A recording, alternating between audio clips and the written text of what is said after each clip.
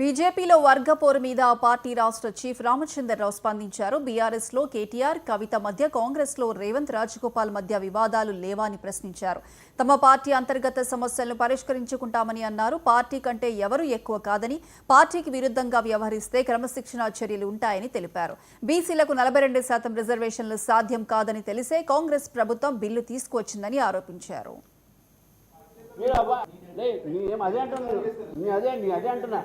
అదే అంటున్నా గొడవలు ఎక్కడ లేవు. కోమటిరెడ్డి రాజగోపాల్ రెడ్డి గారు రేవంత్ రెడ్డి మధ్యన లేదా, కవిత మధ్యన కేటీఆర్ మధ్యన లేదా. మీరు అది ఫ్యామిలీ మ్యాటర్ కాబట్టి we'll settle it, don't worry. ఇది my our internal issue, we'll do it, we'll settle it, no problem. ఇవన్నీ పార్టీకి నష్టం చేస్తాయా లేదా? పార్టీ మీ ఇప్పుడు చెప్తున్నావు, no one is above party. పార్టీకి నష్టం చేసినా, పార్టీ క్రమశిక్షణ తప్పినా పార్టీ యాక్షన్ తప్పకుండా తీసుకుంటుంది. దాని విషయంలో సెకండ్ థాట్ లేనే లేదు.